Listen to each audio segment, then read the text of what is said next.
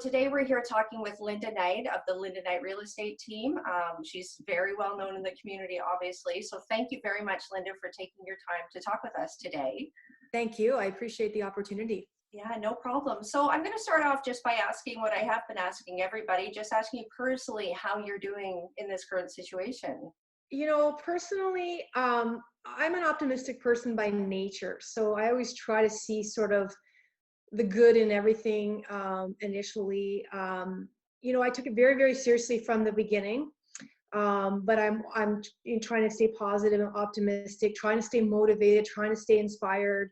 But I would be lying if I told you that there aren't days that's, you know, it's been tough, it's been challenging, and I have fears like everybody else does in the community right now because we don't really know what this is about, and how long this is going to last. So, you know, I have my good moments and tough moments, but for the most part, you know, I feel like I'm doing okay.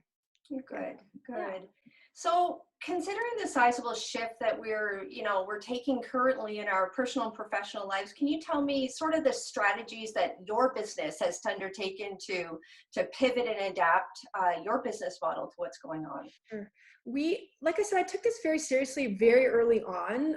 It was something that was on my radar a little bit earlier than most that went into quarantine in this area. So we started making moves pretty early, but we actually shut the doors to our office almost immediately. So my team has sort of been dispersed and working from home, working remotely right off the hop. Because I do believe that social distancing is the answer. So we really, really work to that. And because we haven't all been together, because we're not working as a team, there's been challenges that way. And like I said, we all have good days and bad days. And I'm kind of feeling that with my team. And we were having such a wonderful, wonderful spring market. Like it started early and we hit the ground running, and we did a lot of wonderful sort of endeavors to be part of that amazing market. And then it hit. And then, you know, here we are sort of like, oh boy, what's happening? So to keep everyone motivated and inspired, you know, we're introducing new strategies. We want them to know, as the team lead in the marketing team, that we're on top of this and we're still serving our clients and we're still trying to work, just make this different. We're reshaping it. So you know, every Monday we're meeting, we're communicating every single day. We're introducing new strategies. My thing is, you still have to show up. You know, you got to show up for the clients. Not only that, you need to let the clients and the community know, hey, we're still here for you. We're very big in the community too. And I want that not to change. I want to make sure if you need something, we're still here for you. So that's what we're trying to, you know, keep going. But like I said, we all have our good moments and bad moments. So we're not going to be perfect for sure. Yeah. Well, this is kind of a lead into what you were alluding to there. So how do you keep your employees motivated and inspired? Are there any sort of tricks or tips that you've been doing that have helped? Well, like I said, we've just been sort of making sure that our business is moving in a more virtual way. So for the agents on the team and the rest of the team to know that, you know, we're not throwing our arms up in the air and saying, let's just wait this out. We're still serving the clients. We're still serving the community. We're still serving base Borden, all the military folks there that are kind of worried or sitting in limbo, what's happening. Mm-hmm. So I think that's part of it. Keeping busy, keeping our minds focused, and making those changes sort of helps inspire the team and keeping them motivated. Also, at the end of the day, reminding everyone, this isn't permanent. This isn't going to last forever. So we know somewhere there is a light at the end of the tunnel, and we'll be ready for that. So good stuff. So listen, obviously with what's going on, it's really key that I'm speaking with you, because I, you know, just out and about talking with the neighbors at a distance, you know, and whatnot. Real estate is a hot topic right now. Yeah. And I'm just going to ask you right now, just sort of divide it up, and I'm going to talk maybe from the seller's perspective and ask you a couple questions initially.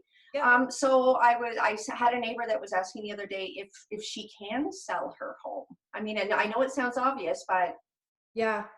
So the answer is yes. I mean, the short answer is yes. It is a little complicated for the mere fact that we were deemed an essential service. Real estate was deemed as essential service.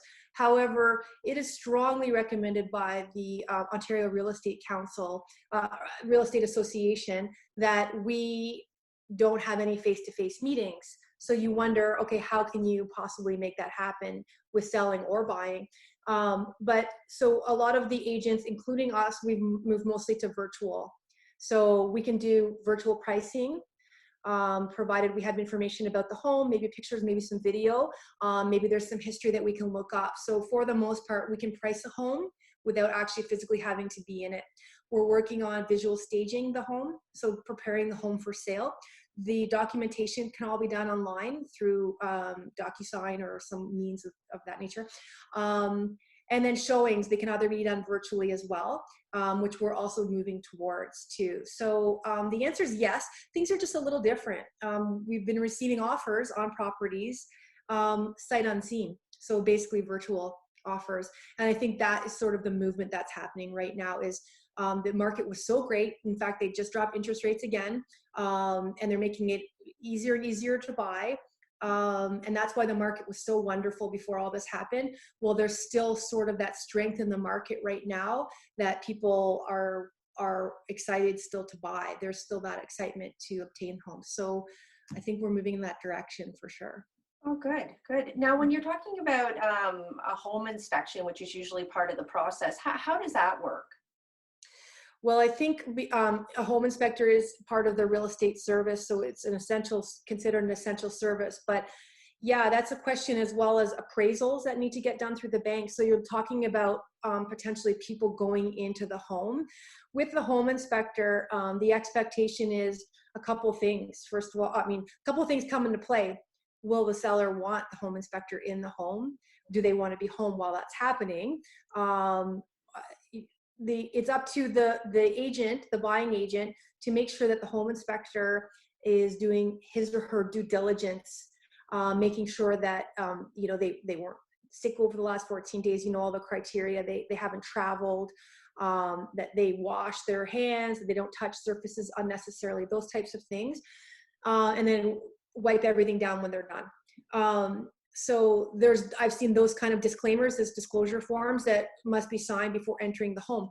We may, though, also see where they opt not to do home inspections at all, and purchase the house, maybe conditional, or there's a clause in there saying that they can do a home inspection after, or that the sellers are warranting that the home has no, issues. Should there be any issues, that we will have to remedy that as a seller.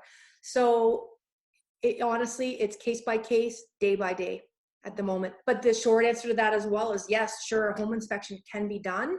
But for the safety of all, there has to be huge precautions. So if I'm a person that is thinking of selling my house, maybe in the next month or so, is this a good time to go ahead with that, or yeah, or maybe sorry to cut you off. Of course it is. The market is still moving. It is definitely slowed down since the beginning of this, but it is still, we're still making sales. So I definitely think it's a good time, but you are coming with some challenges. So you would see offers that are sight unseen. So that's a little different. In the past, sight unseen offers generally don't work out great. My opinion is normally you have to actually walk in a house to feel the vibe, the energy of a home. So sight unseen is a little iffy sometimes. So you're seeing that. You don't want people unnecessarily backing out. Certainly the showings have dropped, so you wouldn't see as much activity. But we have many sellers, in fact, that are okay with that are saying, let's put it on the market. Let's see what happens. I'm patient. Let's see this through. And we're hoping and praying that at the end of this, the market really picks up. So if it hasn't sold then. So yeah, you absolutely can put your house on the market at the moment. Great. Now I'm going to shift to the buyer's perspective, and I'm going to kind of hit you with the same question, and perhaps it's going to warrant the same answer. I'm interested in buying. Is this is an interesting time. What advice do you have for the buyer out there? A buyer, see, there's different perspectives. I'm going to tell you from Linda Knight's perspective. Um, I it's a little challenging from my end because I safety's first as far as I'm concerned. If a buyer is, and we've had buyers insisting on seeing homes with us, um, I'm happy to put you on a VIP list, and we can wait until it's safe to go in. Um, but at the moment, for buyers, we're doing everything virtually if we can. If they are insisting on seeing the home, then I don't, I mean, I suppose it's case by case with that as well. If it's someone we know, trust, and everything else, it's really hard. But I think for us, I don't feel comfortable with just meeting a stranger buyer that we sort of started working with and showing the home. And maybe that won't make me a popular agent, but it'll make me safe. Yeah, for sure. Yeah. For sure. Sorry. No. It's safety first, and I care a lot about my team and the community. And for me, that's that. So there are options, of course. Buyers can buy, like I was saying earlier, sight unseen, looking at pictures, video, everything else. But if they insist on seeing the home, there's a challenge there, certainly.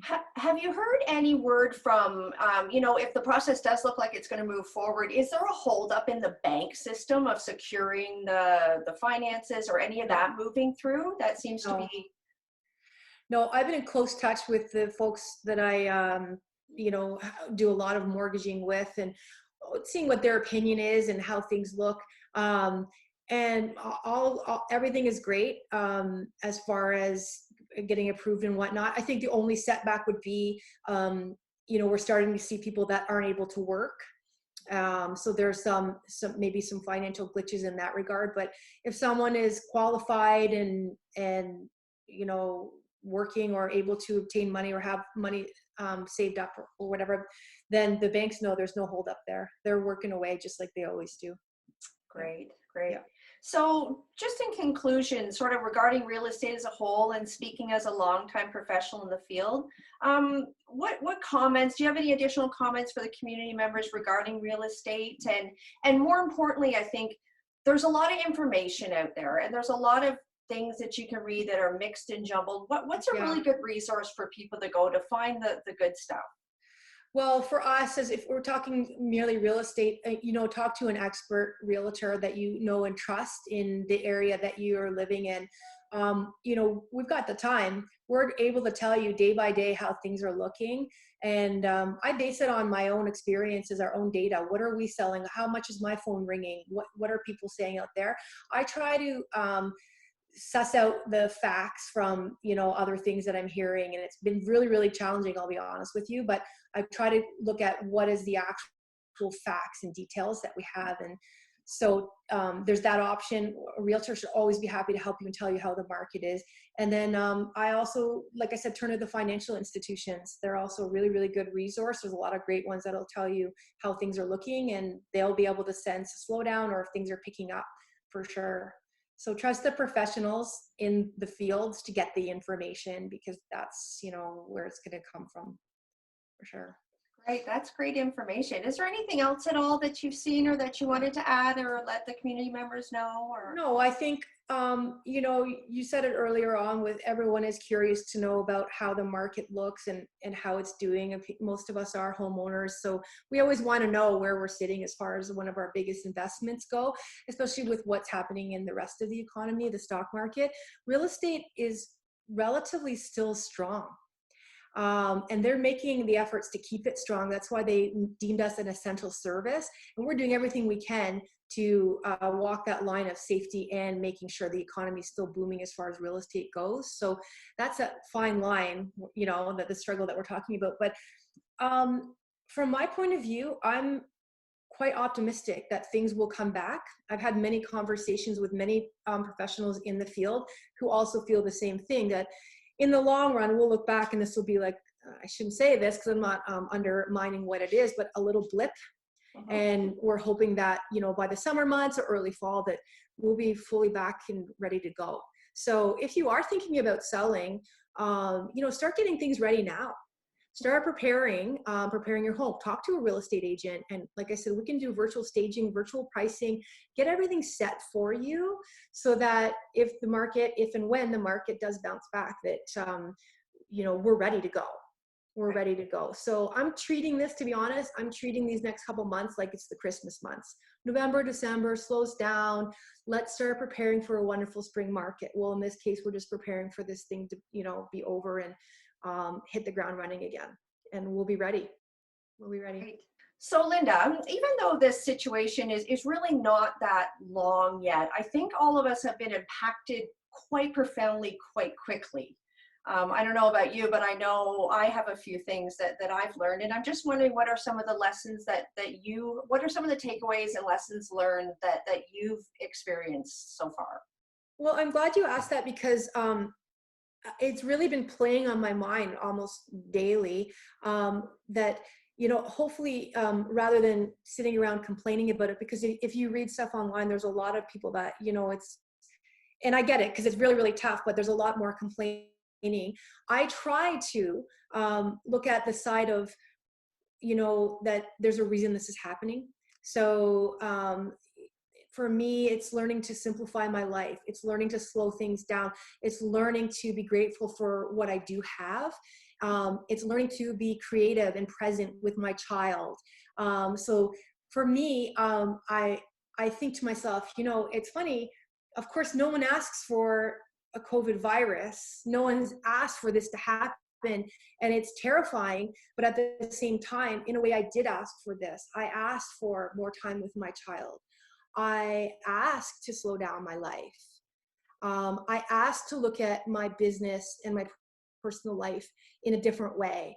So I got what I wanted. Essentially, I got what I asked for, just in a really convoluted way. So I'm learning to sort of maneuver my way through that. But at the end of the day, gratitude is everything. I'm very, very fortunate that I am getting this time and that I live where I live and I have what I have. So that's what I'm trying to look at.